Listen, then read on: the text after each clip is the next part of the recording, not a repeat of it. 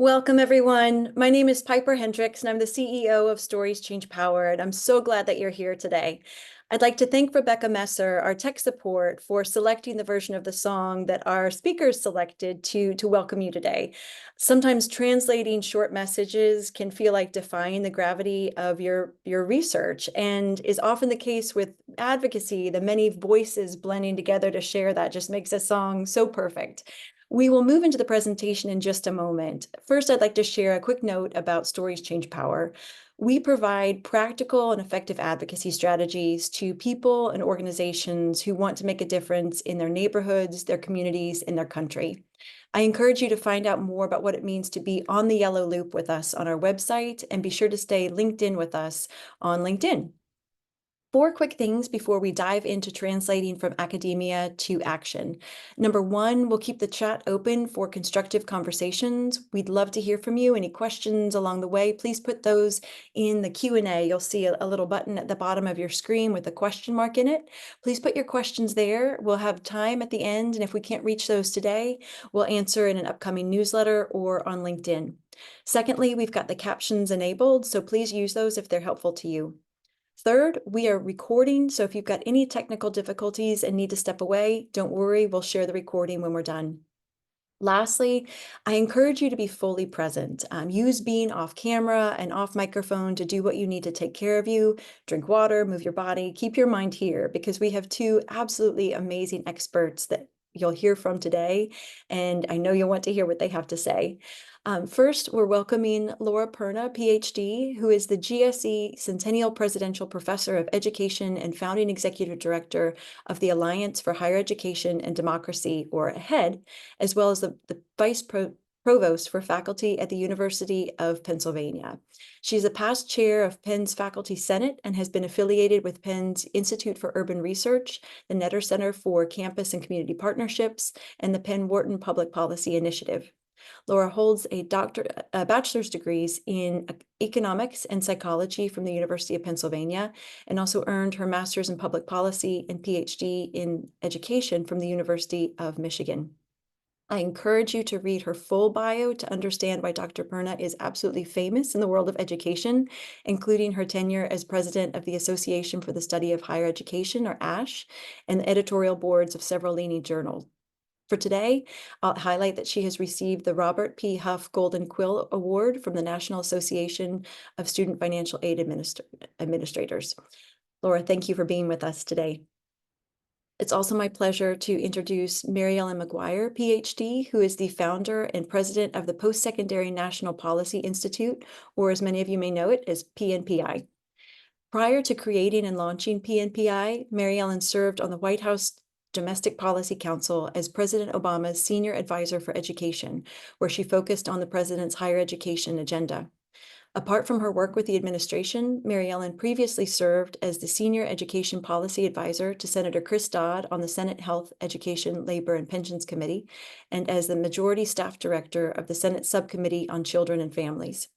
Before her time with Senator Dodd, she worked on education and social policy issues for then-Senator Joe Biden, was the Assistant Director of Research to former First Lady Hillary Clinton, and worked for the Connecticut General Assembly and served as a Connecticut public school teacher. I encourage you to read MaryEllen's full bio as well, just to understand how dedicated she is to teaching, learning, and the importance of policy. For today, I'll highlight that just last year, she was named the Social Impact Woman to Watch by Nonprofit HR. Thank you, MaryEllen, for joining us today. Before we move into our presentation, we want to start with a poll to understand a bit more about who's joining us on the webinar. That will pop up in just a moment, and we'd love to hear your responses. We just have 2 questions today. One is how you would describe your primary role. And then secondly, regardless of your field, how often do you need to translate detailed information into a short and memorable message? And we'll have that poll pop up in just a moment. You should be seeing that on your screen now. If you're not able to access that, please share your thoughts in the chat.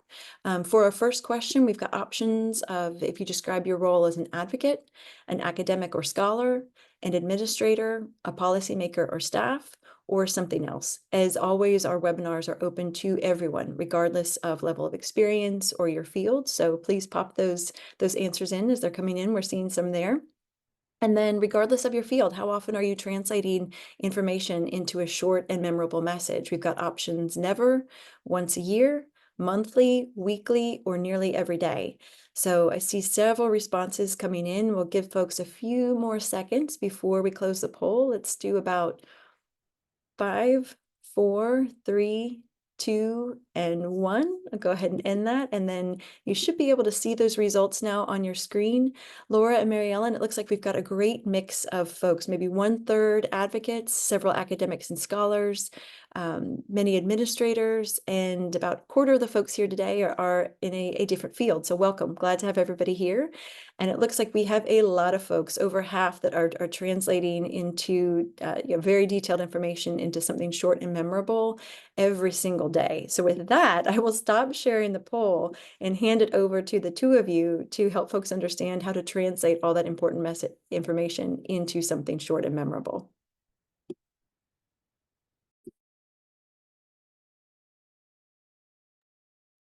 And MaryEllen, I'll give you a moment to be pulling up the presentation. Yes. I'm going to pull up the slides here. Welcome, everybody. I just need one quick second here, and I'll move it to slideshow. All right, how is that? Good? Perfect. We are seeing your screen. Fantastic. Okay, so again, my name is MaryEllen McGuire. Thank you for having me, Piper. Thanks to everyone that came today in the middle of your day on a Friday. I really appreciate that. As Piper said, I'm the president and founder of PMPI here in Washington, D.C. And what we do is we provide congressional staff and the greater higher education, federal higher education policy community here with professional development. So we put together issue boot camps. We put together fact sheets for people to draw from. We have a free higher education data tool that allows you to look at data points all the way down to congressional district. We are learners, we are educators, our core fundamental, we are teachers at the end of the day. We are nonpartisan, nonprofit, and our mission is to increase the knowledge, capacity, and diversity of federal post-secondary policymakers, leaders, and thinkers. So what we're talking about today is something that's really, really near and dear to my heart. I will be presenting with Laura, as Piper said earlier, who's also a dear colleague of mine. We are here today to share suggestions on how to connect you and the work that you do with policymakers. But before we do that, I wanted to provide a little grounding by sharing why policymakers might be interested in your work and who your policymaker community might be. So why might policymakers be interested in your research? They may be looking for new and original ideas. We are walking into a new Congress and a new administration, so there may be people seeking out ideas very, very soon. They may have an idea and are looking for research to support it or guidance on how to operationalize it. Or they may be looking to disprove someone else's assumptions, research, or policy proposal. So those are some reasons why policymakers might be interested in your research. And I want to say, when I say policymakers, that I'm including congressional staff, people who work at Department of Ed. I'm also including sort of our larger community that influences policymakers, whether they're researchers, people who work at think tanks, advocacy groups. We see them all as one community. So who are, and we're really talking about, I'll start with federal policy consumers, but certainly a lot of this would apply at the state level as well. They are policymakers, policy influencers, and the press. And we'll go deeper into all of these later. Certainly members of Congress, and what I really mean there is congressional staff. It is the staff that are actually writing the bills, negotiating on a day-to-day business. So staff are the people that you want to start with. There's really 3 groups of staff that I would focus on if you want to influence or get your work out at the federal level. So there are authorizers. These are people that work for the Senate and House Education Committees. On the Senate side, it's called the Health, Education, Labor, and Pensions Committee, so HELP. And on the House side, it's either Education and Workforce. Sometimes it's called Education and Labor. It depends on whether or not Democrats or Republicans are in charge. These are the individuals that are reauthorizing the Higher Education Act, that they are actually deciding what grant programs make it into law. They are deciding the parameters that they write into law for the Pell Grant. They are deciding if there's an and or an are, an allowable use. They are there every single day negotiating. So they are very, very key people for you to want to be in touch with. There are appropriators. These are the people that control the money. that every year on an annual basis decide what the dollars should be spent on. I want to point out that the last reauthorization of the Higher Education Act was 2008.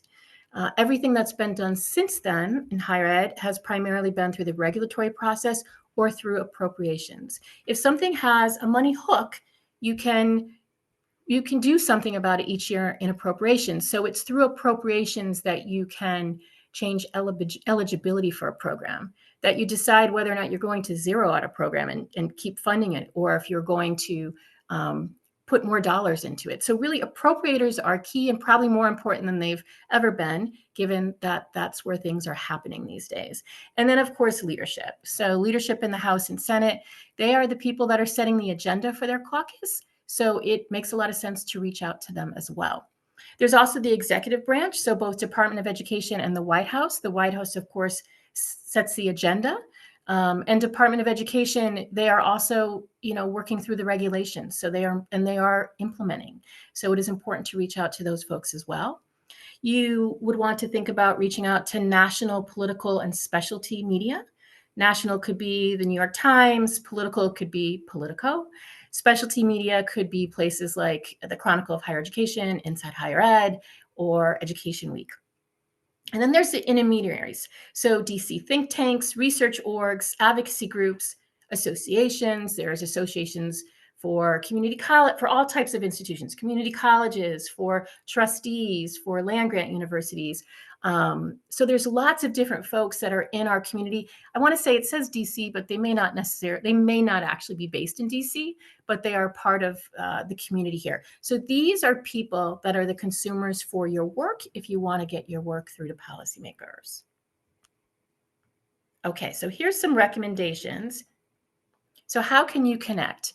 So first of all, you want to write with policymakers in mind. You want to have something that's really accessible and digestible.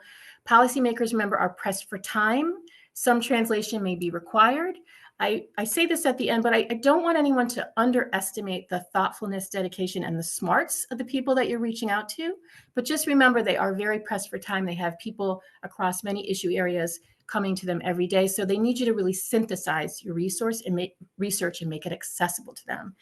You want to consider style. So one pagers, you can cheat, you can do back to back, it's still one page.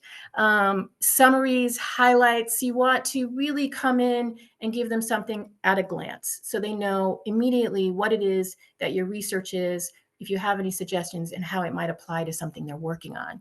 You want to, again, really focus on the meaning and implications of your research. If you're going to give recommendations, you want to be specific. It is not helpful to say to a policymaker, you need to increase funding. They hear that from everyone all the time on every subject. If you can be more directed than that and why, that is incredibly helpful. And both quantitative and qualitative matter. So hard data matters, but the qualitative piece, when you're telling a story, that's what stays in people's mind. So really, to me, the gold standard is the quantitative with maybe a case study on the side.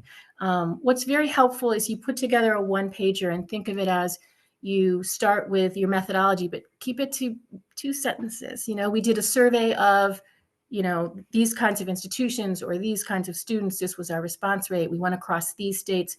Keep it very basic, and then go straight into what you found, what the implications are, and then any suggestions that you have. How could it apply to what they're working on? So that's what I would really focus on when you're doing your research. I do want to say, still, obviously, you have your academic journals that you're going to go through. That's a very rigorous process. You want to still do that kind of work, but what you're going to do for policymakers is repackage it. So you want to share your work in ways or outlets that are accessible to policymakers. So academic journals, no. Often there's a firewall. I don't know many policymakers who on a regular basis go to academic journals. 30, 40-page articles, 5 pages of methodology. Again, they don't have the time, and firewalls are a real problem. They're just not going to, they don't have the money to spend, honestly, to get through. Policy papers are a fantastic way to get through. They could be something you do through your institution. You may have a center at your campus that puts together and releases policy papers, or you could go through a policy-oriented intermediary. You could partner with a think tank. You could partner with a research organization that has experience working in the policy space in DC. You should share your work with national or specialty news outlets via journalists. We're going to talk more about this in a little bit. People on the Hill are reading the news. I know when I was on the Hill, I had places that I went to every day. The Hartford Courant, because I worked for a senator from Connecticut. I went to Inside Higher Ed every day and read their summary. Nowadays, I used to go to the Lumina Clips every single day. These are where people are finding things. So you want to connect with the press. And then, of course, social media. And I'm going to go deeper into these in a minute, but these are sort of ways that you can reach people. So think about policy papers, going through journalists, or social media. So working with trusted intermediaries, so policy influencers is how I think about these people. So who are they? They may be people who are working at think tanks, research organizations, advocacy group, or again, associations, sometimes associations of institutions. So you might think, well, they're specialists, they're in DC, what do you have to offer? You have a lot to offer. Through your research, you have evidence, you have a narrative to tell. You may have lived experience yourself, or you're highlighting lived experience of others. You may be providing solutions. And at the very end of the day, you are providing content. So when you're working with an intermediary, some of the things, well, actually, let me get back to that in a minute. So how can you reach out to an intermediary? Well, you can reach out via email. You could go through social media. If you are, I'm going to just take an example off the top of my head. So Third Way is an organization that I follow and think about. And they are often putting out their reports on LinkedIn and in other places. You could engage with them on social media. If you could see that someone's written a blog post or a report on something that's similar to your work, you should absolutely go and comment. I see that you wrote about this. I actually found this as well. Or here's another way to think about it. You can get to know people over social media these days. You can go to briefings. Most briefings in DC are virtual these days, which makes them entirely accessible to everyone everywhere. You can listen to sort of the people that are the speakers, and you could reach out to them after an email and say, again, I listened to what you had to say. Here's another way to think about it, or here's some work that I did that's related to yours. You can also find people at conferences. I'm going to the ASH conference next week, and I run into a lot of people that work in the DC policy scene here. So those are all ways to find people. And again, email is a very passive thing. You can reach out to people to tell them what you're working on. So what could a relationship with a policy influencer yield? Well, they may link to your work in a blog or a policy paper. Again, you're providing content or leveraging content. They may ask you to be a panelist or a presenter at a briefing that they're putting together, or they may invite you to partner on a paper or project. So really getting to know who to reach out to in DC, start on LinkedIn, see who's talking about what in higher ed, and find ways to connect what you're doing to what they're doing. Talking to journalists. So again, there's lots of different kinds of journalists to reach out to, people in the national press, political press, and specialty press. Again, you have content and context to offer. You, through your research, will understand nuances. They'll have questions that they want asked that you have looked into, and you can provide really a lot of detail on. So you really have something to offer them. How do you get press? Well, again, you can get to know reporters in the same way that you would get to know our intermediaries here. Follow them on social, comment, like, share their work, comment on their work, relate it to your work. I can tell you, people really notice who is following them and commenting and liking them and sharing their work. Direct appeal, send your work and share your story. You can also submit an op-ed, and this may be something that you can do again through, if you're on a campus, through your institution, but I'll let Laura talk about that later. When it comes to journalists, you want to be really helpful. So stats and stories. You want to be available. They may be on a deadline, so you want to get back quickly. And again, you want to be accessible, and I really mean your work. You want to be able to have sort of a one-pager that you can get. You want to synthesize. You want to have bullet points that you can get to them quickly. You need to understand when you're talking to a journalist, are you talking on background, off the record, or are you being quoted? If you're off the record, how are they describing you? Is it in a way where it may become obvious to others who you are, and are you comfortable with that? So that's something that you really need to ask when you talk to people. And at the end of the day, your goal is to get your work featured or even referenced. Many times in the Senate, if I was reading something and they referred to an article, I would then go and look it up. So just getting a mention sometimes can really make a difference. So relationships with policymakers, and again, I'm really talking about the staff at the staff level. They are the people doing the yeoman's work every day. You can request a meeting. Zoom works. Everyone is, I think 99% of my meetings these days are on Zoom in Washington, D.C. You really want to go with clarity of purpose. Why are you there? What do you want to accomplish? Are you just introducing them to your work? Do you have an actual ask related to your work? Do you have a recommendation related to something they're working on? Who do you bring to your meeting? The author? Can you bring someone that's impacted or represents the work? Even better, can it be a constituent? If you've written about the TRIO program, could you bring a student from an institution that's in their district to talk about how they feel about TRIO? What do you bring? You bring your policy paper, your one pager. Another thing that's really useful to policymakers is what we call state by states. So if it's possible, it really depends on your research that you're doing. Anytime you can walk in and say, here's the 50 states and US territories if you have it as well. This is how everybody does on this particular measure. So this is what this is what the median debt is across the 50 states.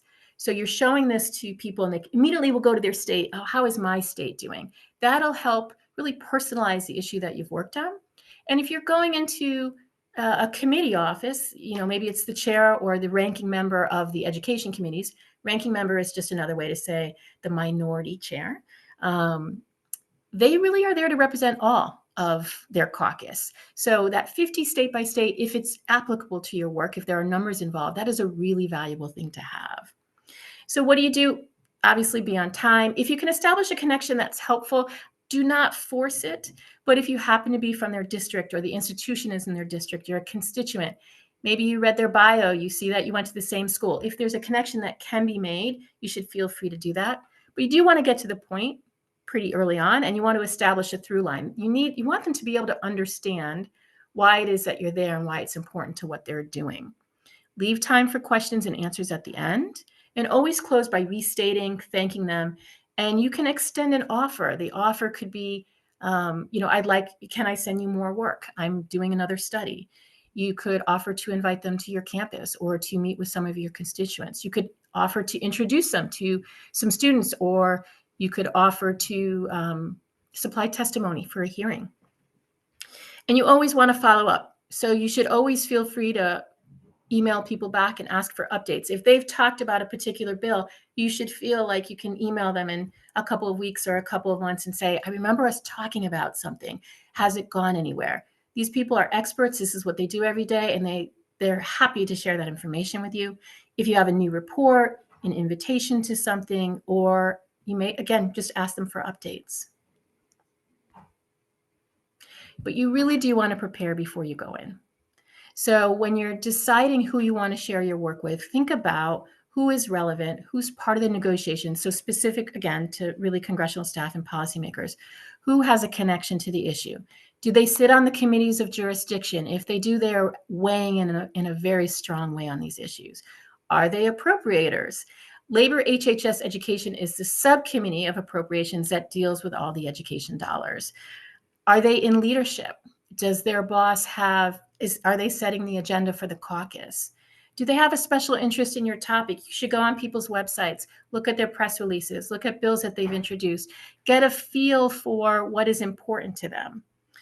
And again, look at their website, their press releases, news sources. It's very obviously easy to Google anyone and see where they are on a particular issue. And again, do they have a connection to you that you can tie into? Is your institution in their district, in their state, or even if it's not, how many students at your institution come from their state or their district? And you're going to want to consider where they stand. I do want to say, and I say this time and time again, it's important to go into all offices, Democrats and Republicans. You should not assume that because an office is with a particular political party that they will not meet with you or that they will not listen to your ideas. You may have 5 ideas and maybe they only agree with you on one, but if it's that one and there's legislation or appropriations moving in front of them, you can have an influence. So I would really, really say to you it's really important to meet with everybody. And that is it. I'm going to pass it over to Laura, who's going to talk about some additional recommendations for encouraging others to engage. Great. Thanks, MaryEllen. And thanks everyone for being here. So as an academic and a faculty member, I'm sure like many of the other academics on the call, we do this work because we care about the issues that we're studying, and we hope that our data and research can have an impact and really inform decisions about important pressing issues. So hopefully the information so far has helped to demystify the process. I know that we have folks here from different perspectives, advocates, academics, administrators, policymakers.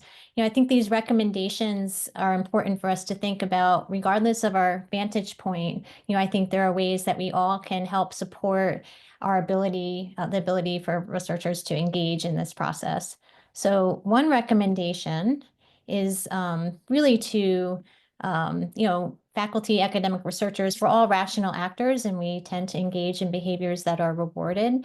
And so, we suggest encouraging conversation about how these activities, which do take time, right? It takes time to build relationships and to understand how to share your work in different types of ways. Engage in conversations about how this will be rewarded. Engagement in public ways can be taken into account in a variety of different decisions. So for faculty, it might be considered in appointments, tenure, promotion, salaries, and it can be rewarded by other organizations as well. Another recommendation, so some of the information MaryEllen shared is really about how you communicate your information in different ways. And so there are ways for leaders to provide resources, and there are ways, I would encourage academics and researchers to think about what types of supports do you need, and at least try to see whether there's some supports potentially available. So training, some of these things that MaryEllen shared are really skills, and as skills, they can be learned and further developed. So media and communications training can help people to more effectively engage with different audiences, particularly journalists. I know when I was starting out, talking to a journalist seemed to be very intimidating, and I was worried about how my information might be used. But the more getting some training helped, and then the more that you do it becomes more. You understand that these are just people in different jobs who are trying to understand issues as well. Communications experts can also help faculty and researchers to develop materials. So taking that journal article, which as Vice Provost for faculty and a researcher, I would argue those are still important. But when you have that article, there are lots of ways that you can convert that into a form that could be more usable and digestible for policymakers. So communications experts can help to create those one-pagers, draft those op-eds. Communications experts might be able to make introductions to journalists, and they might be able to help communicate that you are an expert as they engage with reporters as well. And then the final recommendation that we have is really, just recognizing that on the next slide, as faculty and academic researchers, engaging publicly, writing op-eds, sharing research via social media, engaging in other public dissemination activities, people may be criticized or even harassed, right? You're engaging in a public type of way. And so it's important to recognize those possibilities.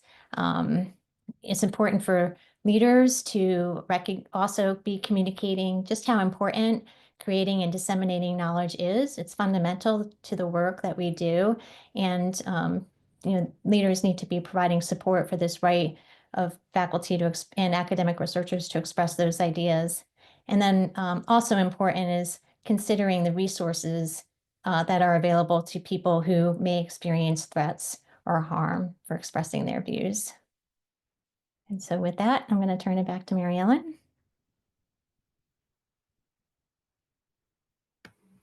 Thanks, Laura. So just a few final thoughts. We just want to remind you, policymakers have reasons to engage with faculty and academic researchers. Academic research can play a critical role in helping policymakers understand issues on which they are working or should consider, and faculty and researchers should be empowered to disseminate their work. So we do have, I just have this final slide on PMPI. Again, we do professional development. A lot of what we do is offered for free. We have boot camps, virtual courses. We have a free to use higher ed tool. We have a summer scholars program, and we do leadership work. I want to encourage you to reach out to Laura or I if we can be of help to you, or if you have questions beyond the Q&A today. Great. Thank you both so much. This is so much wonderful information, and we'll share in the recording and with the resources alongside of that links to PMPI and where to learn more. I see a question coming in the Q&A. I encourage folks, anything and everything, please use that space so that we can make the most of our time today with MaryEllen and Laura. I'll kick off the questions with, I want to share a lot of Stories Change Power's work focuses on bridging divides, and that can be political, that can be on a particular issue. And today, through your presentation, it made clear that sometimes there are those divides between researchers and policymakers. And I want to dig into an issue of time. Doing high quality research takes time. And then there's times that policymakers, want or need a pretty immediate answer about what works. I'll share that I'm heartened when you talk about talking to your comms teams and partnerships there. But what can be done to bridge that difference?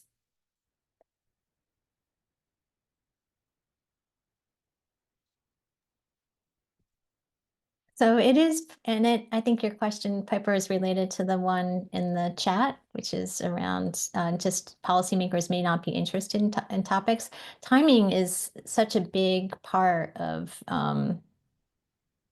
this work. It does take time to do journal articles, and you may start an article when something seems to be really important, and by the time you complete the study, perhaps folks have moved on.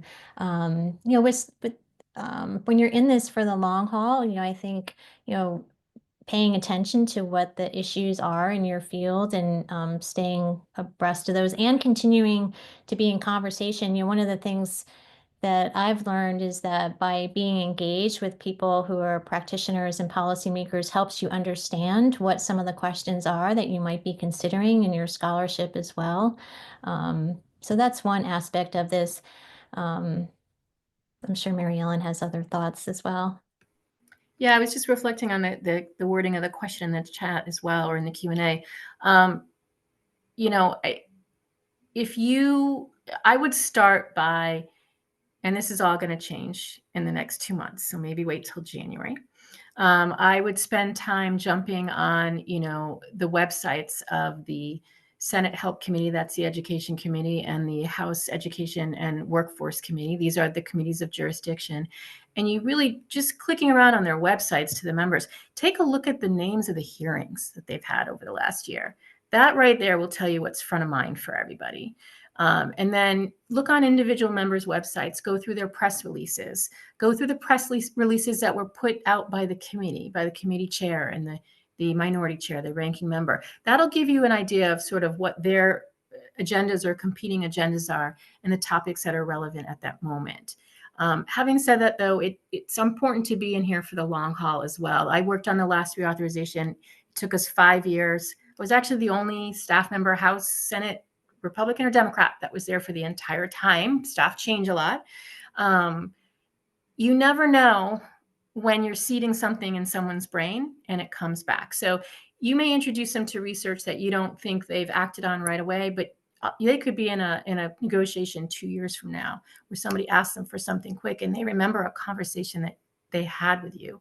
So even if doesn't appear to be front of mind for someone right now, at least you can establish yourself as someone they could go back to. You may put an idea in their mind. So I would start by looking at, sort of websites, seeing what the agenda for the committee is. Hearings are a great way to get a feel for what they're thinking about, looking at the press releases they put out, and then go to individual members. But don't despair if your particular research area doesn't seem to be front of mind today. You want to be ready so if it's front of mind tomorrow, you are filling that space. It's really helpful. And if I'm hearing you correctly, it sounds like, we're looking at the long term, not just on the topic, but some of the relationships where there could be something that if there's today, if someone needs something immediately, it may just not be possible to condense right away. But if you have that ongoing relationship, and then you can respond more quickly. Is that fair? Yeah, I will say that I called them my kitchen cabinet. Like I had a kitchen cabinet around special education issues, after school issues, student loan issues. I had these people that had come to meet with me over time, or I got to know because I, went back home to the University of Connecticut and was introduced to their folks, or Columbia, Teachers College, which is where I went to graduate school. I had these people that were connecting with me all the time. They were staying in touch with me, and they really became a kitchen cabinet. Even when I was working at the White House, there were times where we were going through guidance for things, and I knew I could reach out to people on the ground, and I would share it with them, obviously confidentially. We were allowed, if it was in a certain stage, you could share it. If there's a certain stage, you can't. And just say, what does this look like on the ground? Because I'm not on the ground every day. I don't know what this looks like. So establishing relationships with people is important. They may come back to you for things you can't even imagine yet. I love that. I love everything about that, including I think there's times that we can think about, wanting something that's very high profile, but new professional goals for everybody is to be on someone's kitchen cabinet, to be that person that they can call, less formally and get that insight. We have another great question in the Q&A. I've always often felt that meeting with low-level staffers is of little value, as it seems my information is unlikely. I know. Oh no, we'll correct this misimpression in just a second. It seems my information is unlikely to get to actual decision makers, let alone accurately. I hear the concern there's sort of a game of telephone. Will it be relayed correctly? The question is, am I wrong? So I don't know what you mean by low-level staffers, but if you are meeting with the education staffer for that senator or House of Representatives person, that congressperson, you are meeting with the right person. Okay. Senators and congress people, they have innumerable amount of issues that they have to consider every single day. They rely on their staff. People should not be put off by the age of a staffer when they walk in. These are people that are assigned to education, and they have a passion for education. They're interested in education. They're very willing to learn. They're smart. They think on their feet. They are writing the memos to their bosses that they are reading. I have been in positions where I've been with people to meet with congressional staff, and then after, as we're walking in the room, I get they're too young, or they don't know what they're talking about. I really need to talk to the senator. When you meet with a senator or a congressperson, it may be a very formal setting. Yes, thank you. But at the end of the day, they're going to turn around after you leave and give it to their staffer 9 times out of 10. The staff. So I'm not exactly sure what you mean necessarily by low level, but don't be put off by age. If this is the education staffer for that person, you need to talk to them. I would just agree with everything, of course. I think a similar thing happens with regard to communication with the media and with journalists, right? So these are about relationships also, and I think that it's worthwhile to talk to journalists, even to be on background and to help understand issues. A lot of those conversations can be opportunities for you to share what you know, and then help them think about other questions they might ask, and direct them in ways, other things that you're thinking about that they may think about. And it may take some time for them to come back to those issues, but this is part of a relationship building and figuring out how to understand really complex, multidimensional types of issues. The other thing I want to point out is you may be working with a fairly new education staffer who works for a member of the committee, but they're not the chair. Their boss is not the chair. I will say we poach from people all the time. I mean, when Senator Dodd, when we were looking for new staff for the subcommittee, the first thing I did was I looked at all the other offices, and I would pick out the 3 or 4 bright spots and ask them if they'd want to join us on committee. So today's sort of personal office staffer could be tomorrow's committee staffer. People move up quite quickly on the Hill, especially on the House side. They're very small offices. So it's about the long term.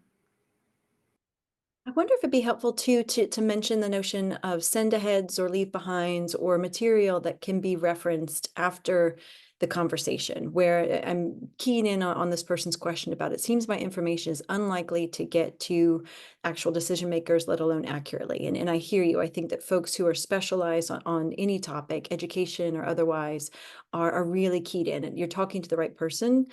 At the same time, we're all human. We have so many meetings every single day. And if there's something where there's really important data points, I'd also, of course, focus on stories. If there's a really memorable story, something, what advice would you have for folks to make sure, they're assuming they're in the right meeting with the right person, is there something more that they can do to really make sure that the data, the research, that the core of what they're sharing is accurate and can be referenced later?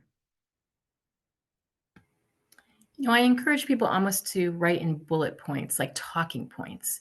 So if you're putting together a page of your highlights, think of it as, at the end of the day, every congressional staffer at some point is going to have to pass their boss talking points on whatever issue is before them. So if you can do some of that work for them, if you can package them in talking point language, very direct, very concise, that would be very helpful. Again, it really is about these sort of one to or back-to-back two-pager that you leave with very concise statements, the data that you have. Again, it's always nice to have a little story if you can. Follow up by sending it over email so that they can share it with other staffers. The hard copy is nice. They'll have it on their desk. I don't know how long it'll last there, but it'll be there for at least, a moment, but also follow up so that they can share it with other people. As you get deeper in your research, if you have updates, send updates as along. Maybe a couple months later, you see that their boss said something in the press about it. Remind them, this actually relates to this part of my study. I mean, you just want to be relational and find connections, but again, it's really how you package it that makes it useful to people. And we've got a great question in the chat. For any folks, if you're not able to go to the Q&A, feel free to send to us as hosts and panelists in the chat. It says, as a principal and practitioner, I want policymakers to be aware of the day-to-day operations and needs of our public schools and to hear our stories. Absolutely. And any recommendations how I can move the agenda and bring that awareness to policymakers?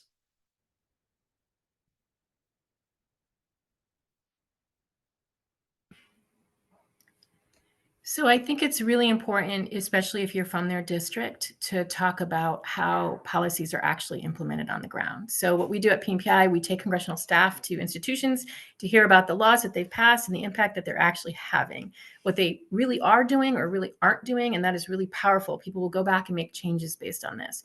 So to the extent that you can really personalize it to their district, you really just, it's very powerful because I worked on, it was a long time ago, right? So I worked on No Child Left Behind back in the day. It was already passed when I got there, but I worked on several reform efforts that some of us had put forward. It was very powerful to be able to say, I talked to a superintendent from, Hartford, Connecticut, and they shared with us why this part of the law isn't really doing what it's meant to do. Or they shared with us why they need more support in this area. It's really powerful to hear how these things happen. I can tell you, I find people very receptive policymakers when they hear that the laws that they've worked to pass are not being implemented the way that they had intended. They want them to work the way they were intended to work. So they will go back and talk to the department. They may have to make a change legislatively. They want to understand. I think the stories that you're talking about, I think, are the most powerful. So whether you're a superintendent, a principal, or you're president of an institution, COVID is a great example of this. Presidents were coming forward and saying, you just don't understand. This is what happened. This is what's happening at an institutional level. They were giving really concrete examples about food insecurity and housing insecurity. And now we hear about basic needs on a whole different level than we did before. Those were powerful stories that they need to hear. So beyond research and data on specific things, hearing about what's going on the ground is absolutely important. You may very well hear your story being retold at a hearing later, because again, that congressional staffer will go to their boss, share that story, write it into their talking points or their opening statements. You'll hear about it again. MaryEllen, I'm wondering if you might say a little bit about PNPI Explorer and just as a tool to help people understand more about characteristics of districts and things like that. Yeah, so one of the things so the PNPI Explorer, again, free to use. It's on our website, just pnpi.org/explore. It uses iPads, FSA data, and we drew from the Census Bureau and the College Scorecard as well. There's over 80 metrics in the College Scorecard, and we have curated reports and custom reports. So, and we find that our policymakers really like our curated reports. So these are talk about one-pagers. These are already done for them. They can click on, I'm from Connecticut, that's my Connecticut 2nd District, and I care about college costs. We have a pre-made one-pager available for them. They can literally print it out and give it to their boss. And when you go to see that data, and again, this is all federal data, so this is the data that they use. It's updated, so it's the most recent data at this moment. It also tells you what institutions are counted, so it's not just about, you hand it to a staff. I mean, when you interact with it, you can see it. When you print it out, it's just going to have the print. But you can, for the first time, you can walk into a congressional office and you can say, this is what enrollment looks like in your office. This is what indebtedness looks like. This is what repayment looks like. This is what enrollment looks like. Then you can build a custom report. You can choose whatever 80 pieces you want. You may want to look at debt by race or by gender. Maybe that's what you want to go in. Again, you can do it by state or district. You can do a comparison. So you can choose a particular metric and you'll have it lined up in a way that they can see how their state does compared to other states. You can you can choose a trend report where you can look at average median student debt in their state or their district over time. It really personalizes it. We are hearing from advocates that they're bringing these in a lot to folks right now. And again, what's good about it, it's one page, it's hard data, it's government data that they know and they work with, and graphs. It's graphs, it's pie charts, it's really easy to digest. So that is something that, certainly it's available to anyone. And the congressional district is what makes the PMPI Explorer different. You've been able to find a lot of these things by state easily. People just don't have the time to draw from iPads, from College Scorecard, from FSA. This is sort of a one-stop shop. We'll include a link to the Explorer in our resources. If folks haven't had a chance to explore the Explorer yet, I encourage you to. It is truly amazing. Research that could have taken days, weeks, months, you can do at a click of a button, and it's incredibly helpful to understand whether it's at the district, state level. Really great information. And I really want to commend the person who questioned here to recognize the need to be aware of day-to-day operations. I've worked with a lot of folks who sometimes forget that not everybody is in that day-to-day, and part of our job, whether it's as advocates, researchers, any role, is to help policymakers who by definition are generalists understand what's happening. And we've got another great question in the Q&A here. Can you talk about how to utilize our campus government relations staff who are based in DC? I imagine that's coming from someone at a college or university, and they've got their government relations folks in DC. What's the best way you'd recommend them making use of that staff? Well, I welcome your observations on this, MaryEllen. I would start to say there's going to be variation across institutions. And so I think understanding what the government relations staff in DC is for your institution would be one thing to consider.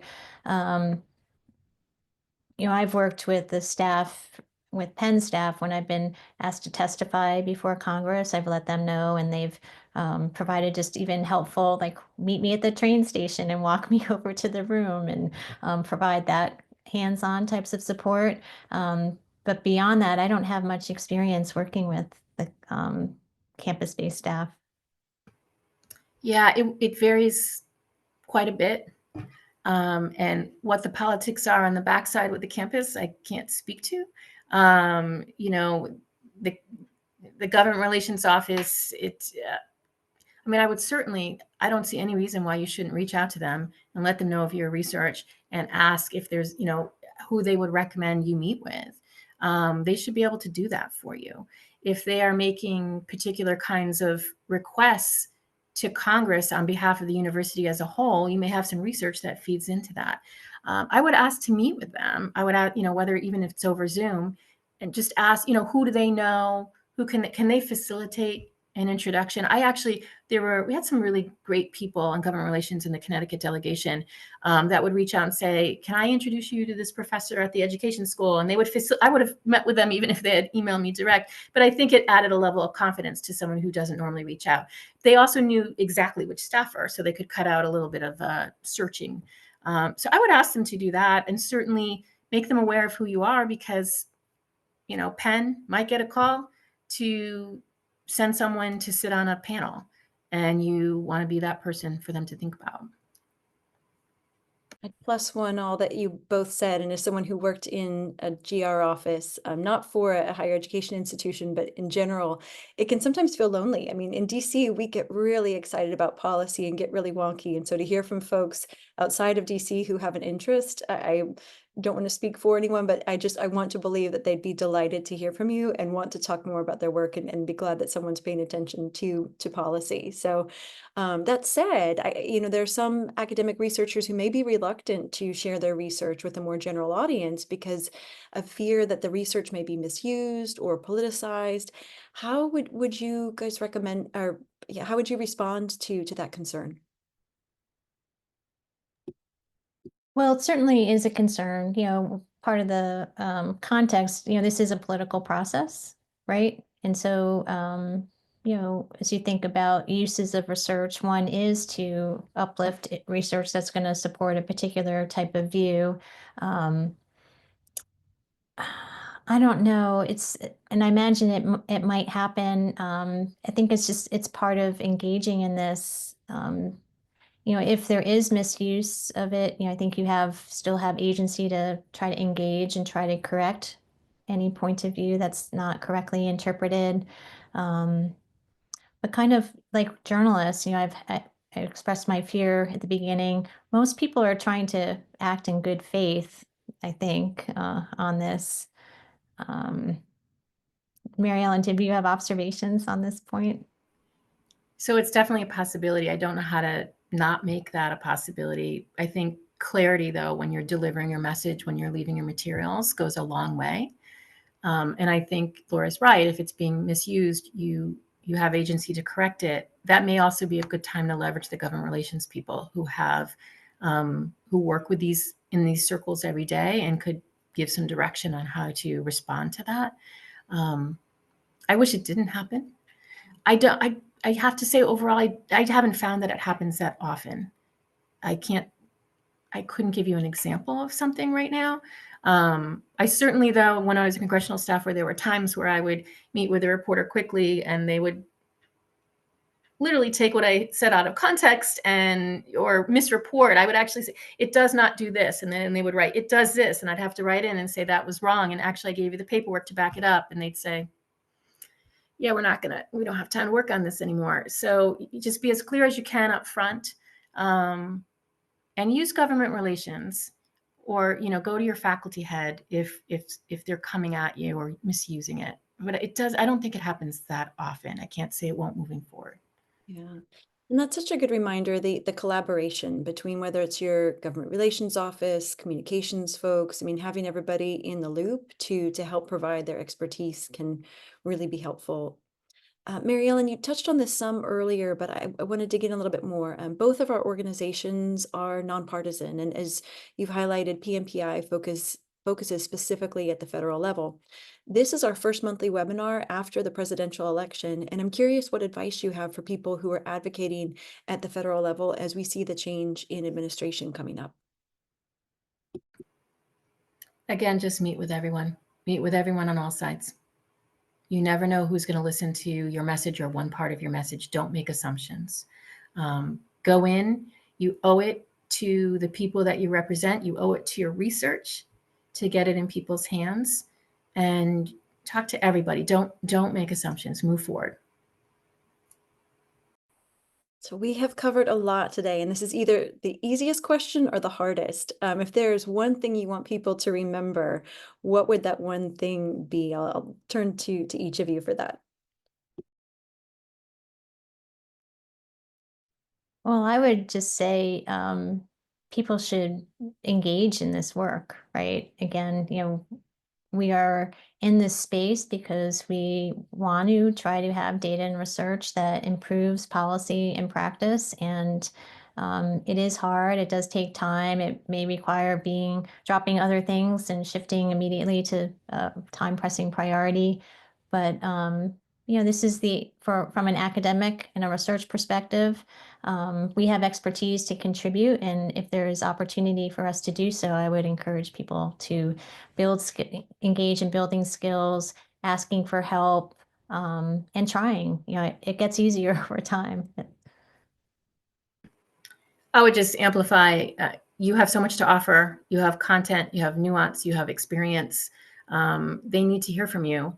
And I'll slip this in. Don't underestimate how smart and thoughtful congressional staff and other policymakers are. And really work with them. Give them a chance to hear your story and your research. Wonderful. Thank you both so much. Really appreciate your expertise and insights. And thank you to everybody for joining. This is an ongoing series. I hope you'll join us next month on December 13th with Nia Davis-Sagona, who will be talking about why now and how, the breaking down of silos to collaborate for systems change. Really looking forward to our final webinar of the year.